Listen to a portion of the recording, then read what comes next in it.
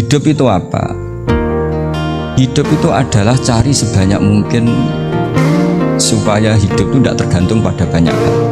Orang yang untuk mempertahankan eksistensinya banyak, butuh banyak hal, dengan yang tidak butuh banyak hal, itu pinter mana? Orang yang bahagianya nunggu jadi dokter, nunggu jadi kiai besar, kiai viral, dengan orang yang bahagia cukup dengan ngopi, itu pinter mana? Tapi kalau dibalik pertanyaannya, orang yang tahunya nikmat hanya kopi dengan nikmat yang banyak, pinter mana? Orang yang banyak kebutuhan itu sebetulnya banyak kebodohannya, karena menggantungkan kebahagiaannya dengan banyak. Hidup itu apa? Hidup itu adalah cari sebanyak mungkin supaya hidup itu tidak tergantung pada banyak hal. Orang yang untuk mempertahankan eksistensinya banyak, butuh banyak hal, dengan yang tidak butuh banyak hal, itu pinter mana? Orang yang bahagianya nunggu jadi dokter, nunggu jadi kiai besar, kiai viral, dengan orang yang bahagia cukup dengan ngopi, itu pinter mana? Tapi kalau dibalik pertanyaannya, orang yang tahunya nikmat hanya kopi dengan nikmat yang banyak, pinter mana? Orang yang banyak kebutuhan itu sebetulnya banyak kebodohannya, karena menggantungkan kebahagiaannya dengan banyak. Sesantai-santainya laki-laki, pikirannya tak pernah benar-benar diam. Saat tubuhnya rebah, pikirannya tetap berjalan tentang masa depan, tentang tanggung jawab, dan tentang bagaimana membuat semua orang yang ia sayangi tetap aman dan cukup. Diamnya bukan kosong, tapi penuh perhitungan. Lah nak cara ulama-ulama tasawuf, nak kowe iktikaf kok golek ayam nggih dari bojo, mulai wae. Adepi bojo nyabari ku luwih dhuwur timbang ganjarane iktikaf. Wong diamuk bojo gak tersinggung, gak ngamuk ngempet, iku Allah ridho pol. Dianggap wong kondang. Dianggap wong kondang. Mergo iso wal kadhiminal ghaidha wal afina anin nas. Kula nu juwareng, mlen bojo kula nak ngamuk kula nganti kepengin tak wales, mergo jarang kula wales. Nek diamuk kula tenang. Sesuai nak pas sadar tang. Sirine apa Gus angger jenengan tak amuk ora tau bales. Ganjaran sedekah butuh kelangan duit, haji butuh kelangan duit, sabar ora butuh kelangan duit. Jadi tak anggap pangeran maringi ganjaran aku sing ora butuh modal, bagus lah. Jadi tak anggap itu bagus. Lah iya ganjaran sedekah kan butuh kowe kelangan duit. Ganjaran zakat butuh kelangan duit. Nak sabar kan gak butuh kelangan duit, mau ngempet tok untuk ganjaran. Jadi tak anggap ini bagus lah artinya. Mesti tanpa kelangan duit tapi untuk apa? Ganjaran. Ini biasa wae koyo kula jenengan wis biasa. Soale ngaji-ngaji wae turu-turu, soale mangan-mangan wis biasa wae. Dinuna dinul aja. Agama kita, agamanya orang lugu. Penting hubungannya dengan Allah spesial bahwa kita yakin hidup kita namun bergantung kepada Allah Subhanahu wa taala dan kita selalu nyifati Allah nikmal maula wa ni'man nasir. Selagi Tuhannya Allah pasti kita ditolong. Apapun kondisi Indonesia, Tuhan kita tetap Allah, tetap ditolong. Kita pernah keluar dari penjajahan Belanda, tragedi PKI, ya apa saja problem kita pernah keluar karena Allah Tuhan kita nikmal maula wa ni'man nasir. Sudah, iktimatnya sama Allah, jangan pada yang lain. Yang lainnya itu hanya aturan bernegara saja. Kita butuh presiden, butuh macam-macam, itu aturan bernegara. Tapi kesejahteraan kita tetap Allah nikmal maula. Karena kalau Allah yang nggak berkenan, Jawa dihilangkan les lewat ekuifaksi selesai. Atau meteor satu jatuh selesai. Makanya Allah selalu mensifati dirinya, saya yang memegang langit bumi, saya yang mengatur langit bumi. Jadi kalau hidup kamu sudah bertautan dengan Allah, semuanya indah. Maka yu'minu billahi wal yaumil akhir falyukrim jarahu. Kalau kamu iman sama Allah dan Rasul, hormati tetangga kamu. Bukan pakai hukum sosial, kalau baik saya baiki, kalau enggak. Berarti ada terdikte oleh makhluk. Terdiktelah oleh Allah Subhanahu wa taala yang suruh supaya kita selalu baik. Pernah ya di Jakarta pernah ada satu acara. Itu yang datang seorang kiai yang ya biasa pakai sarung, ada yang pakai celana. Itu pas mulai pegang mic ada separuh hadirin keluar. Alasannya gampang, belum enggak pakai sunnah Rasul karena kiainya ada cingkrang. Itu sudah keluar separuh. Ketika saya ditanya, Bapak kenapa Anda masih mendengarkan mereka? Mereka tidak ngikuti sunnah Rasul, mereka tidak cingkrang. Kata saya gini, Rasulullah itu hafal Quran dan saya kebetulan saya hafal, jadi saya sudah ngikuti sunnah Rasul. Jadi kalau Anda ingin sunnah Rasul kayak saya harus hafal Quran. Kalau motong celana itu gampang kata saya. Kalau motong celana itu gampang kata. Itu kan murah sekali dan mudah. Itu mikir dia. Ternyata mereka bilang sunnah Rasul itu hanya jingkok, cingkrang, Payah biar ada tambahnya. Nah niki. Kowe ora usah kuwatir dongamu iku ra mandi. Ketika ihdinas siratal mustaqim Allah ngendikan hadali abdi. Itu hak kamu mendapat siratal mustaqim wali abdi masalah dan kamu akan saya kasih apa yang kamu minta. Mulane kiai sing pede koyo kula wis kita mungkin sering lakoni salah wis tapi kowe kudu yakin hakul yakin ketika ihdinas siratal mustaqim Allah wis janji hadali abdi wali abdi masalah. Kowe ora usah mamang. Mau nyatani zaman akhir, bawa leteng ini zaman akhir nyatani cek gong muslim ngalor ngidul. Lu nara hidayatnya pangeran raiso yakin raiso.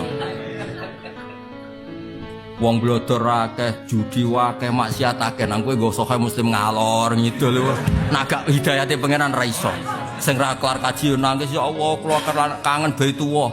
Sampai gambare Ka'bah kuasangi ning kamare. Wong liya mungkin masang gambar-gambar sing ora jelas, kowe cek masang gambar Ka'bah, gak kondang tapi.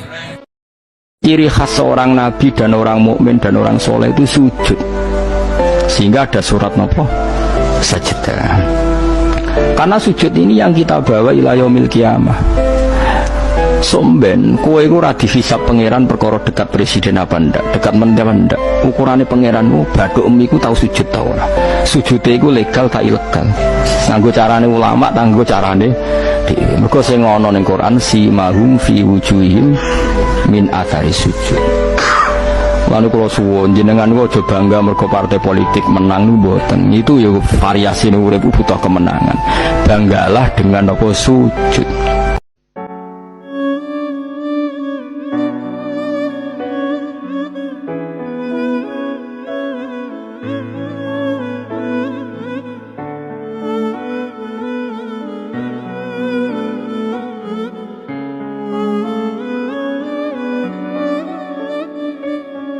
Iblis itu takutnya sama Allah itu luar biasa, sampean kalah.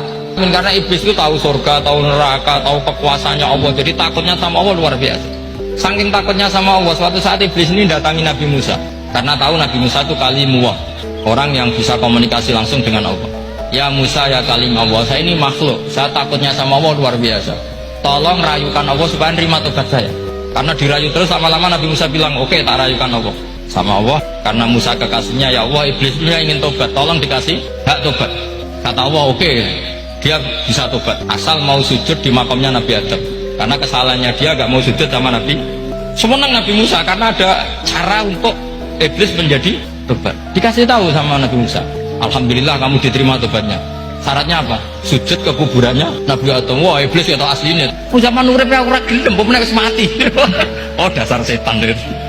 Zaman urip kayak ora gelem wis mati pokon sujud.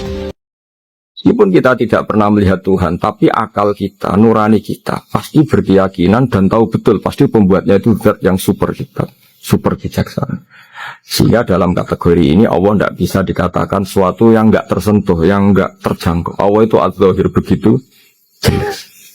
Nah, sebab itu kenapa sifat mencipta ini yang pertama kali dikenalkan oleh Allah kepada nabinya untuk dikenalkan kepada umatnya. Yaitu disebut Iqra bismi rabbikal ladzi khalaq. Muhammad, bacalah dengan nama Tuhan. Sifat Tuhan yang paling mudah dikenali oleh siapapun adalah sifat pencipta. Karena ketika seseorang yakin dia lahir sudah ada bumi, dia lahir sudah ada langit, dia pasti akan tahu bahwa dia ada penciptanya.